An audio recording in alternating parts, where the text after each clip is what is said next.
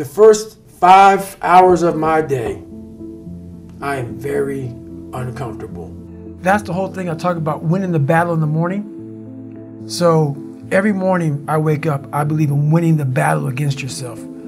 People say, why do you say that? Because there's a lot of things you can control. When you wake up, I talk about making your bed. Make your bed, make sure your house is clean, make sure you get your breakfast, make sure you shower, shave, whatever you're doing, control that. Don't hit the snooze button. All these things are very important. That's been told a lot of times. Why don't you hit the snooze button? Because you wake up already failing. You're already behind the power curve. So what happens when you hit the snooze button? You may not make your bed. You may not do your hair the way you want it. You may not pick the right clothes out in the morning time. And I go back to this real quick. Remember how you had a job interview for a job? We've had several of them in our lives. What did you do the night before that job, weeks before the job interview, when you knew you had it? You prepared your, you had a bowl out for your oatmeal, your cereal, whatever you had in the morning time. Your coffee cup was out. Your clothes were laid out. You studied, you rehearsed, you were ready. You brought your best self. You were going to war with yourself because you wanted that interviewer to see your best self. You won. You got the job. After a few months in that job, you look around, I got the job. You start to back off. The clothes aren't out. You're not ready. You hit the snooze button. You don't get up on time anymore. You realize that you can still have this job and not be your best self. The interview you is gone. Your job is gone. You have your job, but the interview you is gone. So winning the battle in the morning time is just that. It's that you wake up in the morning time and you own all this stuff, because once you leave your house, the world then gets at you. And that's why I believe in not getting up in the morning time and checking your phone immediately. Everybody does that. They get up, the first thing they do is they grab their phone, look at the phone. Maybe bad news on there. So how's your day start off? I don't go to the gym. I don't make my bed. You're caught up now on that phone. That's how your day starts. You lost control. So once you win that battle in the morning time, then once you go out, now you've won. You go outside your house, you may lose your job, you may have a bad hit, but you won something. So you're going into battle having already won something. Having already won. So then if you hit the snooze button, you go out, you're just defeated already. You're behind the power curve. Now you've won something. You feel better about yourself. So now you're able to take these hits along the way. Yeah. So that's the mindset that I think it's important to bring with you every day you go. Why do you make your bed in the morning time? When I was in the military, I never forgot. I was like, why the fuck are we folding our shirt up this way? Why? Why am I making these hospital corners 45 degrees and then folding my bed back 6 inches, the size of $1? Why am I doing this?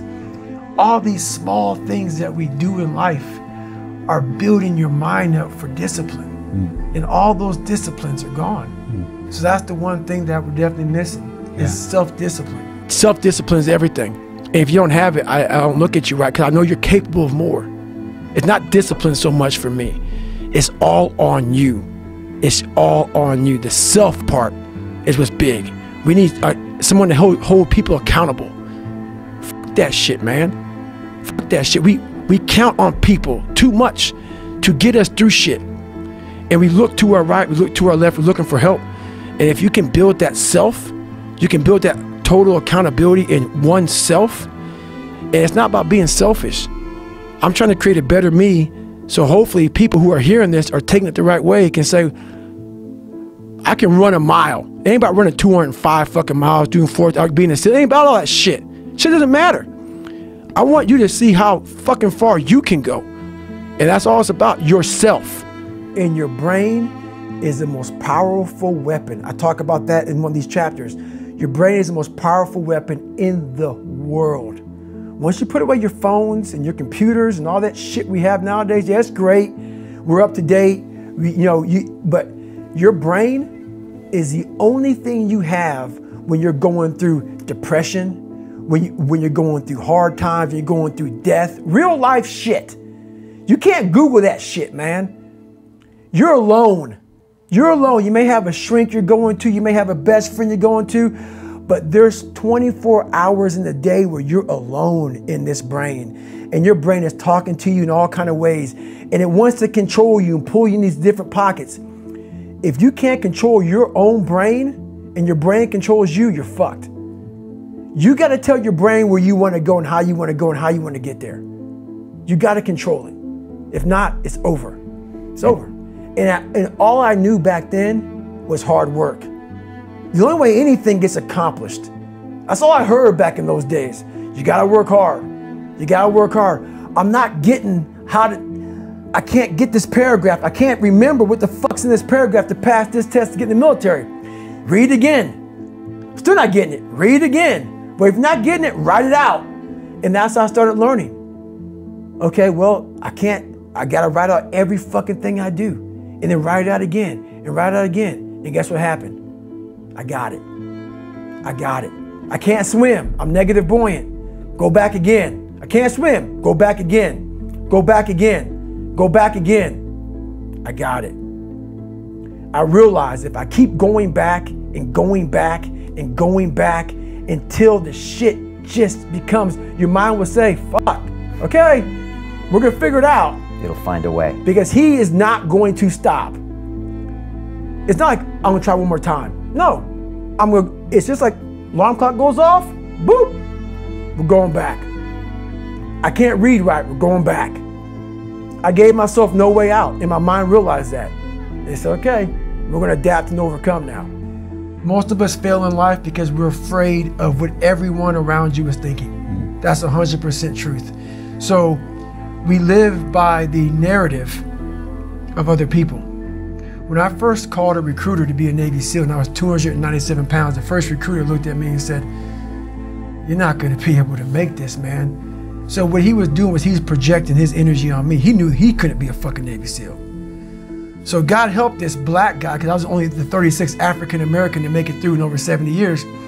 How's this black fat guy gonna make it through in my ass? He wouldn't even want to try. So he's projecting this. So a lot of us who are negative people, all we do is project how we feel on other people. So what happens is that there's a lot of negative people walking around the planet Earth who are afraid to try.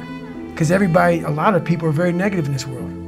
So we are afraid to fail. Why? I told you, man, shouldn't even tried it, dude. Just chill out, relax. Why are you so crazy? Why are you so obsessed? So all that stuff drives the quitting mind, I call it. The mind wants to quit. The mind's tired. The mind's tired. The mind's deserving. The mind thinks it's very deserving. So yes, the biggest problem in this world is other people, not yourself. It's other people in your head. They are puppet mastering you pretty much on your life. When I was in Navy SEAL training, people go, how were you there for 18 months? The program was only 6 months long. You were in 3 hell weeks in 1 year. No one's ever done that. How did you do that? I talk about the new norm. When I lived in a $7 a month place when I was growing up for a short period of time, I loved it. I didn't know any different. That was my norm. Once we moved out of that place, we moved to a $236 a month place. I was like, shit, I never want to go back to that little piece of shit. But if you go back to that $7 a month place and you realize this is where I live, this is all I got, your mind says, roger that, this is home. So when I was going through Navy SEAL training for 18 months and going back through all the hard parts over and over again, I told myself after the first time, I knew it was gonna be a long journey there. My body was breaking down. It was just how it was going on. I said, you know what, this is my new norm. So my mind said, it's like going to work. Like you go to work, you put your suit and tie on, I go into suffering every day. Every day, suffering, being broken, duct taping my feet up, stress fractures, shin splints, being broken. This is my new norm. And your mind says, if we're not broken, this ain't normal. We gotta be broken. So then your mind starts to get tougher and tougher and more callous. People go, how did you run on broken feet? Broken shins. My mind knew this is how we operate. We're in Navy SEAL training. This is what we are. I became hell. And that became my new norm. I gave myself no way out. There was nothing outside these walls of hell. Nothing. I loved God, but for a short period of time, I became the devil because that was hell.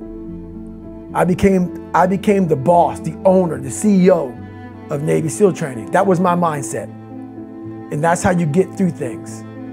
You immerse yourself in wherever it is, and you become that. You become that and give yourself no way out. I put every Navy SEAL on a pedestal. it's easy to do. It's easy to do. You read the books about them, you see movies about them. Superhuman. Never put anybody above you, man. Make it an even playing field.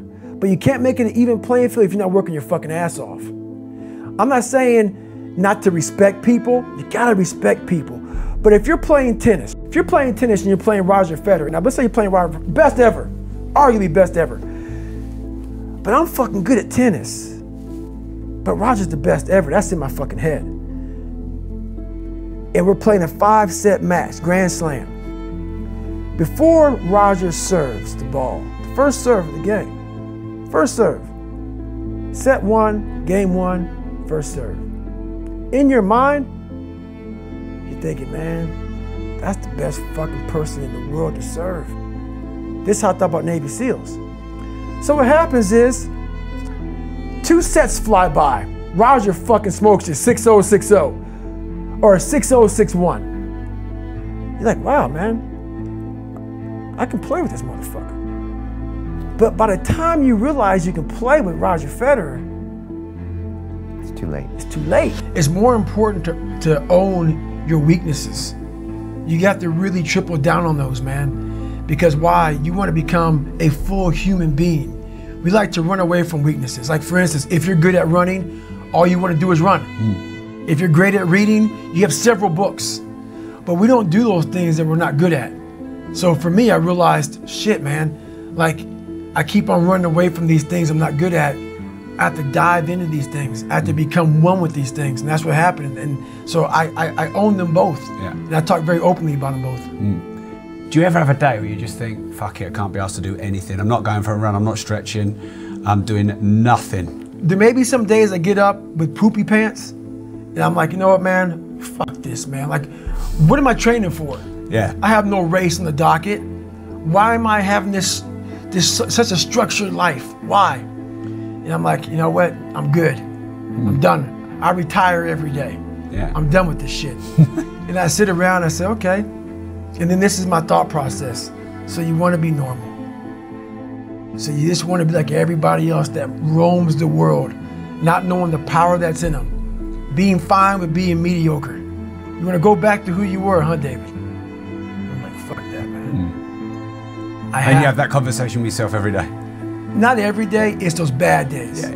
It's those bad days. I see a whole bunch of people walking around out here who have no idea how talented they truly are. Now I'm talking about talent, like some God-given ability. Talent that sometimes you have to hone, you have to work on, and you have to harness yourself. And they just walk around just on their phones, just clueless to how powerful they are. We're afraid to fail a lot of times because we're afraid to get those people telling us that we're not good. That's right. That we shouldn't try again. This is how I look at it. First of all, those people are going to be there. And 99.9% of those people who are in your ear after you fail haven't even tried what you're attempting to do. That's first of all. But they have a voice. So that voice needs to be, you know, we're done. You don't need to talk to me anymore. Like when I failed the pull-up record, I was going for 4,020 pull-ups. And I failed it twice before I finally got it the third time. I had so many people telling me, you can't do it. And I was like, how many pull-ups have you done in your life? So that's the first thing. Look at who's talking to you negatively first. And failure is the only way to grow. The only way to grow for me. Everything I've ever succeeded in, 3 hell weeks. You know, everything, Ranger School, everything I've ever failed, I failed miserably so many times. But what you do with that failure is you go back, you learn from it. And not just learn from it, I call it the live autopsy. Where you get all this stuff, you get a scratched piece of paper and you start writing down, don't even acknowledge the fact that you failed. You're looking at it almost like the daggone light bulb. Like, okay, this went wrong, that went wrong, that went wrong. And then you go back into it. All failure is a tool for success. It shows you how to get there if you're willing to stay in the fight. Yes. That's the hard part though. After failure, all these voices start to say, no, we're not good enough, we're not good enough, we're not good enough. No, we haven't tried enough. And that is so true. We just haven't tried enough. But yeah, without failure, I wouldn't be who I am today. And anybody, not just Navy SEALs, but anybody that can accomplish anything that is hard, the only separator is that they really want to be there. There's some people that get inspired, and that inspiration moves them to try to do something. But the inspiration is very high right now in this nice environment. We're in a nice environment. The ocean's out there. I'm talking to you. If I want to go to the fucking refrigerator and get something to drink, eat, I can. I watch a movie about some badasses, you're inspired. But the second you're not in this environment and you're actually doing what inspired you, that suck factor is now real. You can't just get off your fucking couch and get a fucking shake or get a fucking box of donuts or turn the TV or go take a shit or a piss or go get your girlfriend to cuddle up. No, you're now there. And only those people who have been there 1,000,000 times in their minds and have lived in that water and have suffered 1,000,000 times and realize my legs may break, my knee may break, my bones will hurt, I will be the coldest I've been in my life, I will be miserable, and accept that. Because what happens is when you get in a horrible situation in life, your mind, I call it my 1-second decision. When you get in a horrible situation in life, your mind immediately says, get the fuck out of here. Everybody's does, even if you want to be there. But it starts to have all these different questions in your mind in that 1 second. And it says, okay, why are you here? Why are you doing this? Why this? Why that? And then you start to say to yourself, if you don't want to be there that bad, I have a beautiful wife at home, man. Why the fuck am I doing this, man? Like, this is stupid. This is gonna get these guys injured. Like they're gonna pay for this for the rest of their lives. I'm not gonna break my body up to do this. Your mind starts to say, yeah, this is stupid. But if you are already knowing that this is gonna happen to you, you have all the answers to these questions that your mind starts to give you when you're in suffer mode. Yeah. What happened, I came home one night from work spraying for cockroaches. I turned on the Discovery Channel. I saw some guys going through Navy SEAL training, and they were going through Hell Week, and they were getting their ass just beat. You know, in and out of the water, guys ringing the bell. They were suffering. And I was weighing like 297 pounds. And I had to make a change in my life. You know, I was at an all-time low, and I wasn't going anywhere. And I was exactly what everybody said I was gonna be, which was nothing. So I had to make a change. A lot of times I'll be in a 200-mile run or something like that, and I'm all jacked up. Body's broken, mind's broken, spirit's broken. I started to say, what if I can pull this off? When I first walked into the Navy SEAL recruiter's office, he looked at me and said, there's only been 35 African Americans in 70 years make it through. You know what I said to myself? What if I can be the 36th? It's the what if I can pull off a fucking miracle. What if I can become someone that no one thinks I can be? And just me talking about that, I have the hair going up on my arms because it makes me just like, what if? I'm really good at creating an enemy. I'm really good at creating something that I'm against. And I'm also good at, if you ever tell me something that I cannot do, I'm gonna let you know that I'm doing it. Right. Somehow you're gonna fucking know one way or another that I'm doing it. It may not be like in your face. I may make sure that I run across the daggone world, so then it's on the news, and you turn the news on and say, how the hell did he do that? I want to do something that you know I'm here. I'm here. So every time I lose like a big significant amount of weight, I call that recruiter up and say, hey man, I'm here. I'm here. And before I knew it, man, this guy became almost like my best friend at that time, because I started actually changing his life. You know, he started seeing, wow, man, like, I'm glad I took a shot on this guy. Right. And not only did I lose weight, I had to go back and take the ASVAB test again. It was like a watered down SAT a couple more times just to get into Navy SEAL. So it was a big process. So that 3 months was packed full of like failures, depression, even more. But what I found out in that whole 3 months, I lived a lifetime. In that 3 months, I started realizing if I can flip these insecurities upside down, if I can flip this fear, if I can flip all this shit that made me this depressed, insecure guy, if I can flip it and make it work for me versus against me, I started seeing the power in failure, the power in insecurity, the power in self-doubt. Because I looked at everybody. It may not be true, but that's how I looked at everybody, as being way above me. I thought to myself, if I can be at the lowest part in the world, in the sewer, and be able to overcome all this shit, I started using that as power. And I slowly started passing the guys from Harvard, the guys from MIT, the guys who were from great families and shit. I'm like, oh my God, I'm catching up. I'm catching up. I had nothing. So I started flipping it and using it as power. Theory, we cannot listen to theorists. So what theorists do is they take 100 people and they study the normal people of the world. They're all studies. There's a whole bunch of people outside the normal they haven't done studies on. They haven't done studies on the people who are seriously great. Who are seriously great. They take studies off of normal people. You cannot live in that normal mindset. You must be your best on your worst day. And how you do that is you cannot think of a normal mindset. You cannot have a normal mindset. One of the big things that I feel a lot of us have in our lives is the doubters, especially the doubters from family members and people really close to us that we don't want to lose, but are telling us, no, you can't. Your dreams are too big.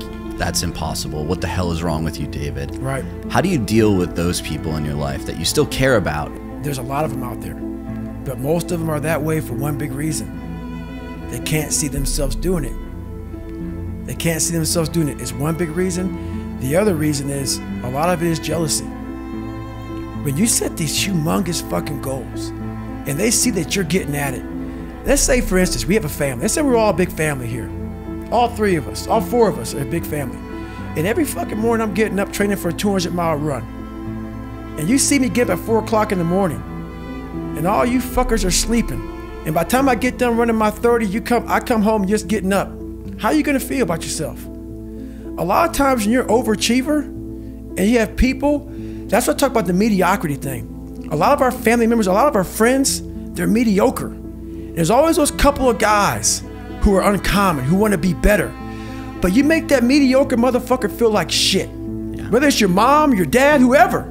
You make him feel horrible. I've been there. I'm speaking from experience. When you get somebody around you, man, who's trying to be better and you don't have the drive that they have, it's a constant reminder of how fucked up you are. You have to know that that's what it is. Anybody in your course not saying, man, get after it, brother, I'm so proud of you, they have a problem with themselves. Because all you're trying to do is achieve more. If that's a problem for somebody, you have to look at them and say, man, you really have a fucking problem with yourself, huh?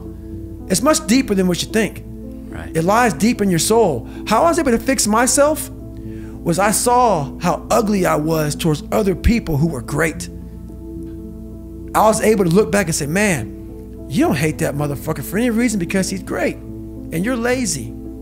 You're lazy. He makes you feel like shit every single day. That's where it comes from. You gotta know, you have to know where shit comes from to be able to solve it. Right. And I had to invent this person. David Goggins is an introverted, soft kid that got beat up growing up and mindset had to lie to create friends, to get friends, to be accepted. So my life has really been about two people. Very scary, but two people. I had to invent a whole nother human being to get outside of my comfort zone. And that human being became Goggins. Goggins is like the guy that walks out of the phone booth. He's like that Superman that walks out of the phone booth. And I was talking to my fiance today about, it's kind of strange how sometimes I have a conversation between David Goggins, and Goggins will tell David Goggins about the shit he's done. And David Goggins like, what the hell, man? Why are you doing that? That's nuts. So it's kind of this battle between trying to find more of yourself, knowing that the real you is afraid, likes comfort, likes living in a world that is that likes to pat you on the back, give you the things that you want to hear, not the things that you have to hear to get better. So that's where all this kind of started from. When I did the pull-up record, and I finally broke it. Took you 3 times. Yep, did 4,030 in 17 hours. I listened to one song for 17 hours, and it was going the distance. In that round, when Rocky gets knocked down, and Mickey's saying, stay down, and he's getting up, Apollo Creed thinks that he knocked him out. And when you see Apollo Creed turns around, arms in the air, I fucking got him. Because Apollo Creed knows I was fucking this dude up. Yep. He kept coming after me, and I finally knocked him down. When he turns around and looks at Rocky and he says, and watches him get up, and Rocky gets his gloves and motions him to come to him, Yes. Apollo puts his head down and just goes like this. It's not so much Rocky getting up, that's big for me. Apollo Creed's face became, wanted a lot of people that doubted me to look like Apollo Creed did in that 14th round, because I got back up repeatedly. And when you keep on getting back up like that, no matter how strong the person is that's beating the shit out of you, they eventually look at you and say, you know what, I'm tired. One of the most powerful weapons I have, man, is a cookie jar. In times of need, even the hardest person forgets how badass they are. So I've been through a lot of shit in my life. When you're going through a hard time right now, you forget all the hard shit you endured. So the cookie jar is a reminder that, oh, I can get through this hard time right now, but you gotta take a second or two to reach into the mental cookie jar. Let's say it's a fortune cookie. But in my mind, my mom used to buy these cookies, you know, in the cookie jar, and it was an Oreo, Chips Ahoy, whatever. That's where I got the cookie jar from. But you gotta open up and say, okay, man, I was in 3 hell weeks, and I got through 2 of them. You know, I was in Ranger School. I endured being called nigger. I saw these beatings. You know, my mom's soon-to-be husband got murdered. I saw all these things. I saw a little kid's head get ran over. All these things I endured alone. I had to remind myself of the strength and the power that I have, that it's in me. It's just a reminder of how badass you are in hard times, because, you know, we just forget that bad time consumes our mind, and we forget who we are. You know, the worst thing that can happen to a person is you become civilized.